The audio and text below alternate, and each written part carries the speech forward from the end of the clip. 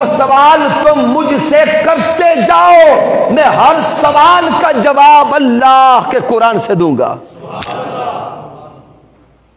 اور اگر پھر بھی کسی کو یہ بات سمجھ نہیں آتی تو سامعین محترم، آج کے دور میں اگر کوئی کہے کہ سائنس بڑی ترقی کر چکی، علم بہت آگے جا چکا، تو کیا آج کے سائنسی علوم بھی اسی قرآن میں ہیں؟ تو سامعین محترم، یہ صرف اب جملہ نہیں دے رہا، قرآنی انسائکلوپیڈیا اٹھا کے دیکھیں، 8 جلدوں پر اس کتاب کا مطالعہ کریں، قرآنی انسائکلوپیڈیا، اس کتاب کو پڑھتے چلے جائیں۔ حضور شیخ الاسلام نے دنیا کے کم و بیش 5000 علوم اس قرآن سے ثابت کیے۔ کتنے علوم؟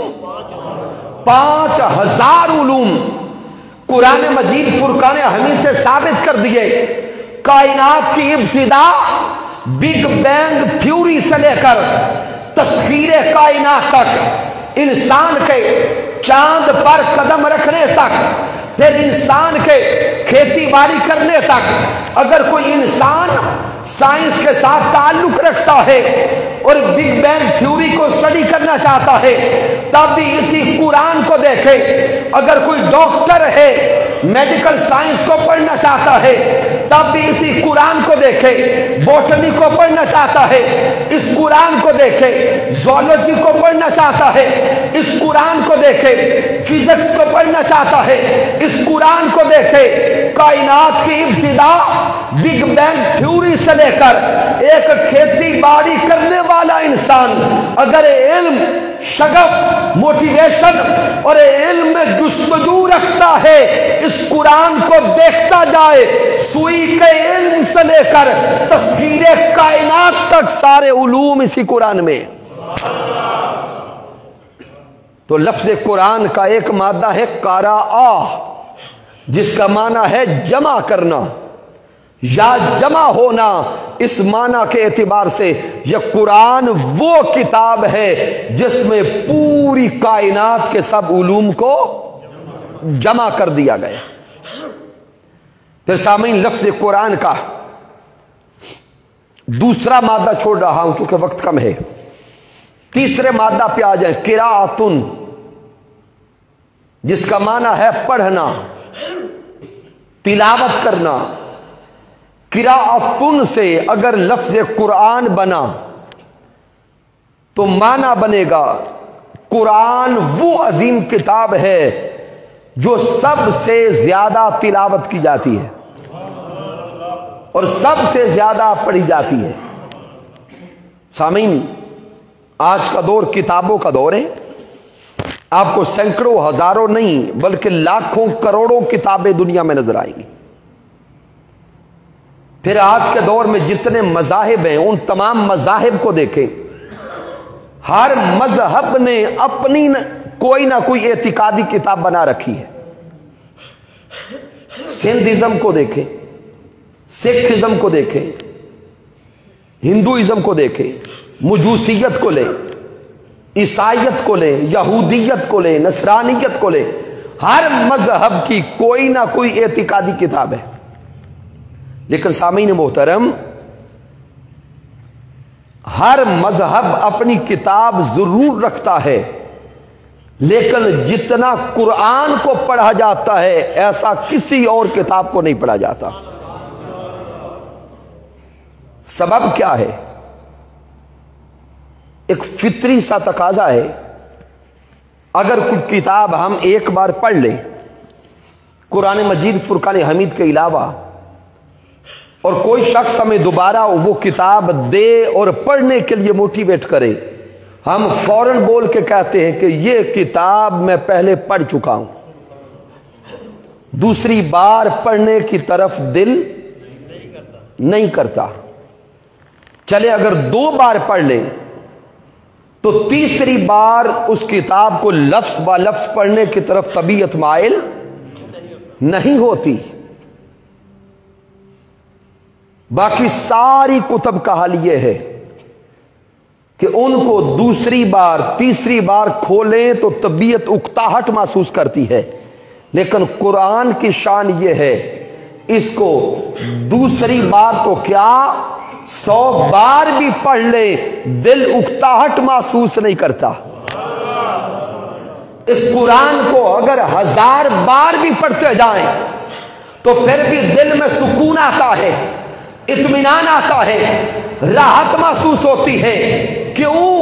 یہ قرآن مالک کائنات کا کلام ہے، اس کو جب بھی پڑھتے جائیں گے من میں اطمینان آتا جائے گا، لذت محسوس ہوتی جائے گی، اور جب قرآن کو تلاوت کرتے جائیں یوں محسوس ہوتا ہے کہ انسان اس دنیا میں نہیں بیٹھا، دل یہ محسوس کرتا ہے جس طرح یہ کلام اللہ ہے اس کا پڑھنے والا بھی اللہ ہوتا ہے، اس کے قلب پر رب کائنات کی بارگاہ سے اطمینان نصیب ہوتا چلا جاتا۔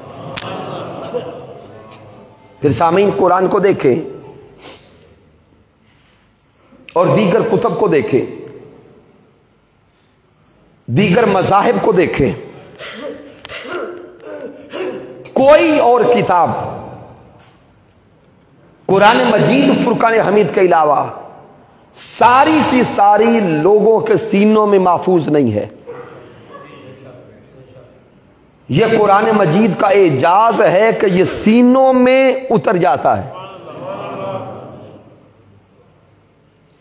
دوسری کتب رکھنے والے سینکڑوں لوگ مل کر بھی، زندگیاں لگا کر بھی اپنی پوری کی پوری کتاب زبانی یاد نہیں کر پاتے، اور ادھر اللہ کے کلام قرآن مجید کی شان کو دیکھیں، اس کے اعجاز کو دیکھیں، اس کی رفعت کو دیکھیں۔ قرآن کو پڑھنے والے، قرآن کو چاہنے والے، قرآن سے محبت کرنے والے، قرآن سے عشق کرنے والے انسانوں کو دیکھیں، ایمان والوں کو دیکھیں۔ 9-10 سال کا بچہ بھی ابتدا سے لے کے انتہا تک سارا قرآن اپنے سینے میں سما جاتا ہے۔ سامعین، یہاں ذہن میں سوال پیدا ہوگا کہ باقی مذاہب کے لوگ اپنی کتب زبانی یاد کیوں نہیں کر سکتے، اور مسلمانوں کا 9-10 سال کا بچہ بھی 30 پاروں کو حفظ کیسے کر جاتا ہے؟ اگر کوئی یہ کہے کہ ہمارے بچے بڑے ذہین ہیں تو سامعین محترم اس کا جواب یہ نہیں ہے۔ اگر ذہانت کو دیکھیں تو شاید دوسروں کے پاس ہم سے بڑے ذہین بیٹھے ہو،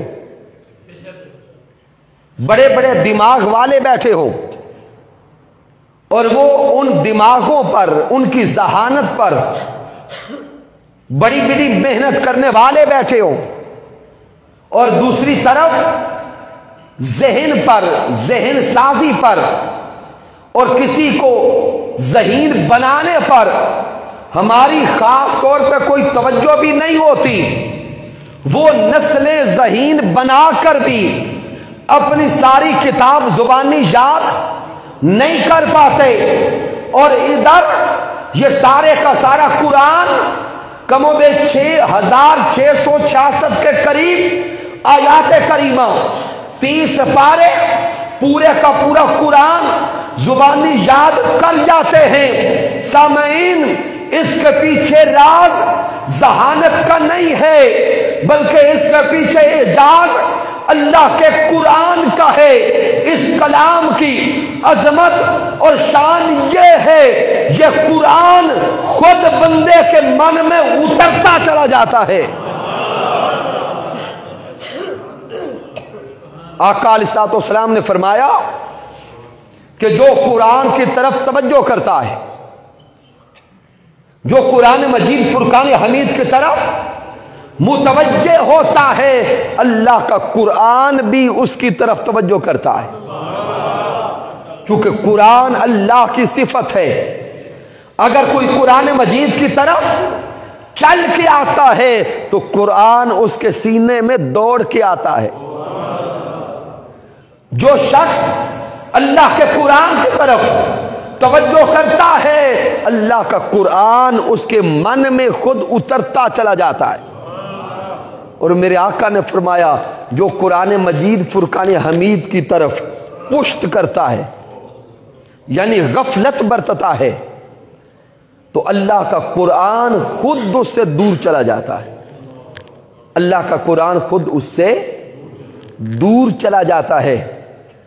تو سامعین محترم، قرآن مجید کا لفظ قرآن کا دوسرا مادہ قراءتن، اس کا معنی ہے سب سے زیادہ پڑھی جانے والی کتاب۔ اور قرآن مجید فرقان حمید کا اب تیسرا مادہ قرائن۔ بھئی وقت ہے 10 منٹ میں گفتگو مکمل کر لوں۔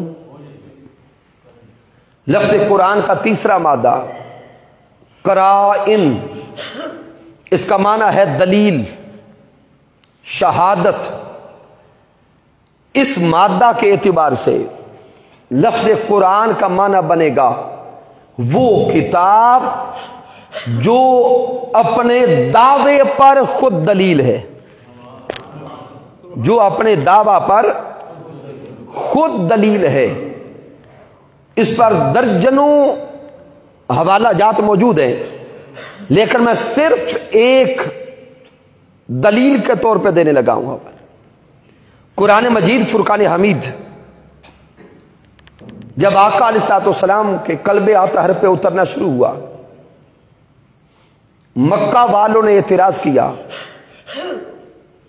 اور مکہ والوں نے کہنا شروع کر دیا کہ یہ محمد مصطفیٰ صلی اللہ علیہ وسلم کا اپنا گھڑا ہوا ہے۔ کبھی کہا یہ شاعری ہے، اعتراض کے الگ الگ جملے بولے۔ مالک کائنات نے جواب دیا الف لام میم ذالک الکتاب لا ریب فیہ۔ لیکن کفار کے اعتراض پھر بھی جاری رہے۔ تب رب کائنات قرآن مجید فرقان حمید میں سورہ بنی اسرائیل میں ارشاد فرماتا ہے کہ اے محبوب مکرم ان سے فرما دیں کہ اگر اس قرآن کو آپ کا کلام کہتے ہیں یا کسی شاعر کا کلام کہتے ہیں تو اللہ فرماتا ہے انہیں کہہ دیں بمثل ھذا القرآن کہ اگر تم اس قرآن کو اللہ کا کلام نہیں سمجھتے تو اس جیسا کلام لے کے آؤ، اس قرآن جیسا کلام لے کے آؤ۔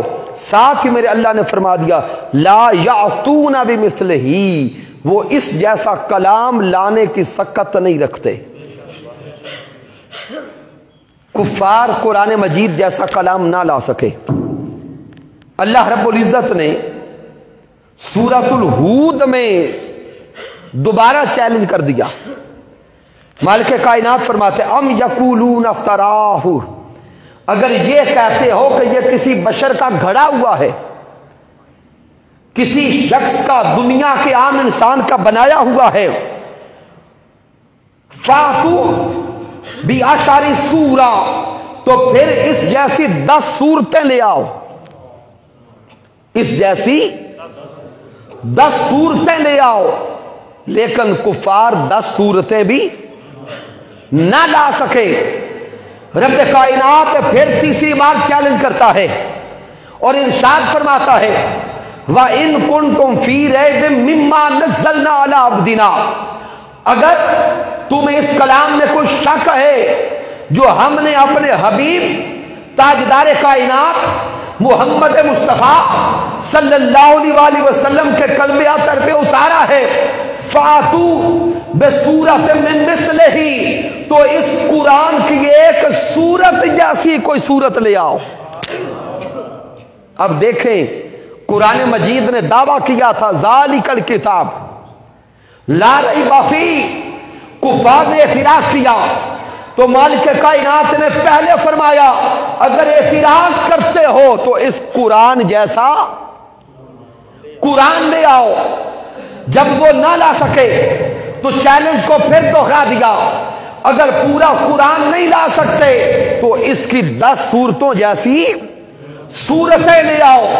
جب وہ بھی نہ لا سکے تو رب کائنات نے یہ چیلنج پھر تیسری بار دوہرا دیا کہ اگر 10 صورتیں بھی نہیں لا سکتے تو یہ قرآن تمہارے سامنے ہے، اس کی صورتیں تمہارے سامنے ہیں، اس کی کسی ایک صورت جیسی صورت لے آؤ۔ اور سامعین محترم یاد رکھیں، یہ چیلنج کن کو کیا جا رہا ہے؟ جو اہلیان عرب ہیں، اہل زبان ہیں، اور یہ وہ عرب والے ہیں جو اپنی زبان پر فخر کرتے ہیں، اپنی زبان پر فخر کرتے ہیں۔ وہ دور علم کا دور تھا، کس اعتبار سے؟ بلاغت کے اعتبار سے، ادب کے اعتبار سے، شاعری کے اعتبار سے۔ اور شاعری کا حال اس زمانے میں یہ تھا کہ ان کا ان پڑھ بندہ بھی اگر کھڑا ہوتا تو سینکڑوں اشعار وہ زبانی سنا دیتا۔ ان کو اپنی شاعری پر مان تھا۔ جب وہ ایک صورت بھی نہ لا سکے تو سامعین محترم ان کفار میں، مکہ والوں میں ہر سال شاعری کا مقابلہ ہوتا تھا۔ کیا ہوتا؟ شاعری کا مقابلہ ہوتا، اور جس کی شاعری سال میں سب سے اعلی پائے کی ہوتی، اس کی شاعری کو حرم مکہ میں، حرم کعبہ میں لٹکا دیا جاتا۔ اس کی شاعری کو حرم کعبہ میں لٹکا دیا جاتا، اور آنے والے شعراء کو چیلنج دیا جاتا کہ اس سال کا سب سے اعلی شاعر یہ ہے، اس کا کلام یہ ہے، اگر اس کے کلام کو چیلنج کرتے ہو تو اگلے سال کے لیے تم اپنا کلام لاؤ، اگلے سال کے لیے اپنا کلام لاؤ۔ تو وہ جو شعراء تھے، ادیب تھے، لکھنے لکھانے والے تھے، جب ان میں رب کائنات نے یہ چیلنج کیا، فاتو بصورت من مثلہ، کہ اس قرآن کی ایک صورت جیسی کوئی صورت لے کر آؤ، اور اسی قرآن کی لفظی اعتبار سے سب سے چھوٹی صورت سورۃ الکوثر تھا۔ انا اعطیناک الکوثر، یہ سورۃ الکوثر ان عرب کے شعراء کے سامنے رکھی گئی۔ وہ اس سورۃ الکوثر جیسی سورت بھی نہ لا سکے، سورۃ الکوثر کو حرم کعبہ میں لٹکا دیا گیا۔ سارے شعراء آتے رہے، دیکھتے رہے، اس کے مقابلے میں لکھنے کی کوشش کرتے رہے۔ آخر کار عرب کے شعراء، ادیب، لکھاری اسی نتیجے پر پہنچتے رہے کہ یہ کلام کسی دنیا کے انسان کا نہیں ہو سکتا۔ تو لفظ قرآن کا ایک مادہ ہے قرائن۔ کیا ہے؟ قرائن مانا دلیل، گواہی، شہادت۔ قرآن اپنے دعویٰ کی خود ہی دلیل بن کے آیا ہے، اپنے دعویٰ کی خود ہی دلیل بن کے آیا۔ پھر سامعین محترم، اختتام کی طرف آتے ہوئے، ہمارا تعلق اس قرآن مجید فرقان حمید سے کتنا ہے، کتنا ہونا چاہیے؟ سامعین غور کریں، آج سے 25-30 سال پہلے کیا یہ جو بیماریاں آج ہمیں سنائی دیتی ہیں یہ ساری موجود تھیں؟ نہیں تھیں۔ ذہن میں سوال پیدا ہوتا ہے کہ آج سے 25-30 سال پہلے یہ بیماریاں نہیں تھیں۔ آج گھر کے جتنے فرد ہیں اتنی بیماریاں ہیں۔ کیوں؟ یہ بیماریاں کیوں آ گئیں؟ کئی اسباب آپ کے ذہن میں آئیں گے کہ اس وقت کھانے اچھے تھے، خوراک بہتر تھی، ایکسرسائز کرتے تھے، ساری باتیں درست ہوں گی۔ لیکن سامعین محترم یاد رکھیں، اس وقت ہم کسی ایک طبیب سے ہر روز اپنا چیک اپ کرواتے تھے، کسی طبیب سے ہر روز چیک اپ کرواتے تھے۔ اور وہ طبیب کیا ہے؟ مجھے اپنے بچپن کے احوال یاد ہیں. مسجد سے نماز فجر پڑھ کے نکلتے، گھر آنے تک راستے میں جتنے بھی گھر آتے، ہر گھر سے تلاوت قرآن کی آواز آتی تھی. کیا یہ حال گھروں کا تھا یا نہیں تھا؟ آج کیا وہ تلاوت قرآن کی آواز گھروں میں موجود ہے؟ نہیں. راتوں کو 1-2 بجے سوتے ہیں، صبح نماز فجر بھی یاد نہیں، تلاوت قرآن بھی یاد نہیں. اللہ رب العزت نے یہ قرآن ہمارے لیے حکیم بنا کے بھیجا ہے. رب کائنات نے یہ قرآن ہمارے لیے طبیب بنا کے بھیجا ہے. ہر روز نماز فجر کے بعد ہم اس قرآن کی تلاوت کرتے، شغف رکھتے، چیک اپ کرواتے، اور اس قرآن کی برکت سے مالک کائنات ہمیں سینکڑوں بیماریوں سے بچا کے رکھتا تھا. خال خال سنا کرتے تھے کہ کسی کو بلڈ پریشر ہو گیا، کسی کو شوگر ہو گئی. آج 4 بندوں کو اٹھائیں، ان کا ٹیسٹ کریں، ان میں سے 3 بندوں کو یا شوگر ہوگی یا بی پی ہوگا. تو یہ بیماریاں کیوں آ گئیں؟ اس لیے کہ ہم نے قرآن سے علاج کروانا چھوڑ دیا، ہم نے قرآن سے تعلق توڑ دیا. رب کائنات تو فرماتا ہے وَنُنَزِّلُ مِنَ الْقُرْآنِ مَا هُوَ شِفَاءٌ وَرَحْمَةٌ لِّلْمُؤْمِنِينَ. ہم نے قرآن کو شفا بنایا، ہم نے قرآن کو رحمت بنایا.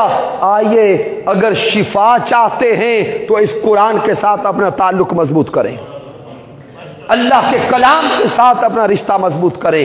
اگر اس قرآن کے ساتھ رشتہ مضبوط ہو گیا تو اللہ کی عزت کی قسم ظاہری بیماریوں کا علاج بھی اسی قرآن میں ہے، قلبی بیماریوں کا علاج بھی اسی قرآن میں ہے، روحانی بیماریوں کا علاج بھی اسی قرآن میں ہے. اگر قرآن سے رشتہ مضبوط ہو گیا، سینکڑوں بیماریاں خود ہمیں چھوڑ کے بھاگ جائیں گی. تحریک منہاج القرآن اس مادیت کے دور میں، اس فتنہ کے دور میں پھر سے امت کا تعلق قرآن سے بھی جوڑنا چاہتی ہے اور صاحب قرآن سے بھی جوڑنا چاہتی ہے. اسی لیے پاکستان کے کم و بیش 50 سے زائد شہروں میں رمضان المبارک کی ان ساعتوں میں نماز فجر کے بعد دروس عرفان القرآن کا انعقاد کیا گیا، جن دروس میں ہزاروں لوگ نماز فجر کے بعد شریک ہوتے ہیں.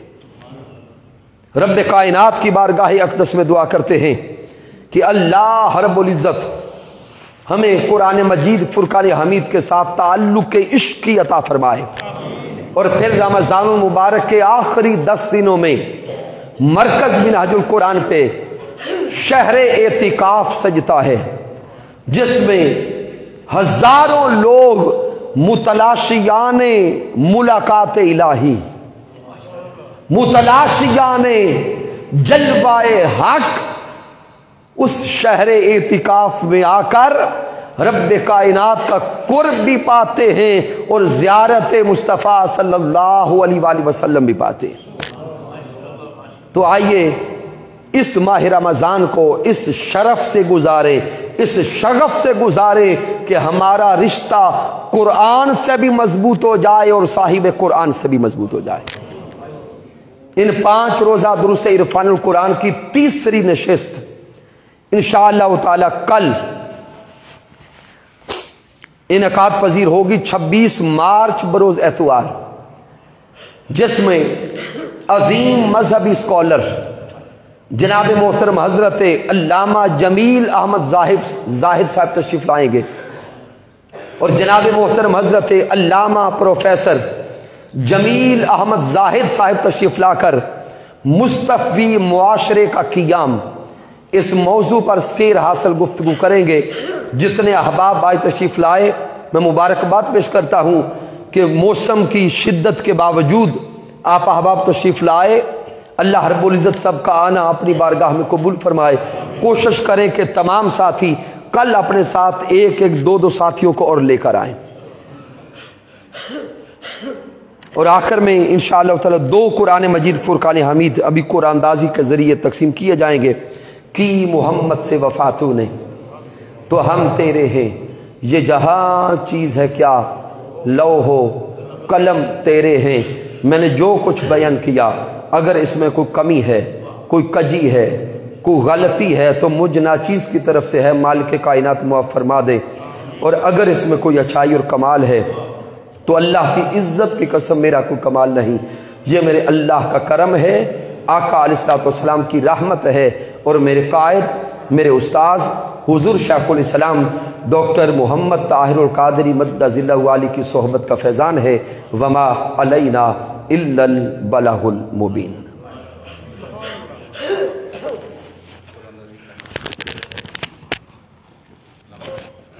پرچیاں اس میں سے نکال دیں، قرآن پاک دے کے پھر دعا کرتے ہیں.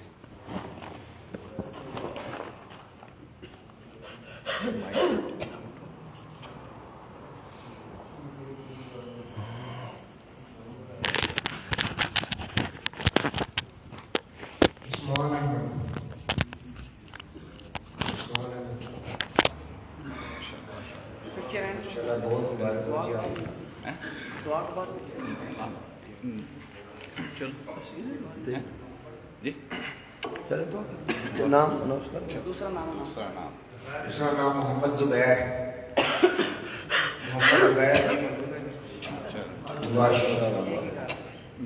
تشریف رکھتے ہیں، بس دعا کے بعد آپ کو یہ زبیر صاحب میرے پھوپھو کے بیٹے ہیں. ماشاءاللہ محترم شاہد بھائی، تنویر بھائی، زبیر صاحب. ماشاءاللہ. آمین. اللہم صلی علی سیدنا محمد وعلی آلہ وصحبہ وبارک وسلم. مالک کائنات درس عرفان قرآن اپنی پاک بارگاہ میں قبول فرما. میرے اللہ جتنے حاضرین ہیں سب کا حاضر ہونا اپنی بارگاہ میں قبول فرما. میرے مالک جو حاضرین ہیں ان کے لگے لائے مومن مسلمان جتنے دنیا سے چلے گئے سب کو جنت میں اعلیٰ مقام عطا فرما. بالخصوص جناب محترم حاجی محمد قاسم صاحب، حاجی محمد یونس بن ہاس صاحب، محترم محمد حنیف قریشی صاحب، اور میرے اللہ تحریک منہاج القرآن کے دیگر احباب میں کوئی دنیا سے گئے تو سب کے لیے دعا کرتے ہیں میرے اللہ انہیں جنت میں اعلیٰ مقام عطا فرما.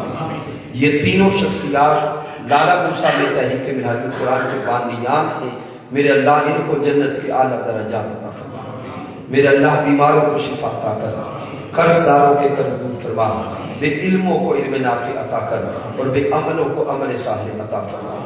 ربنا تقبل منا انك انت السميع العليم وتب علينا انك انت التواب الرحيم. وصلى الله تعالى على خير خلقه وعلى حبيبه محمد وعلى اله وصحبه اجمعين برحمتك يا ارحم الراحمين.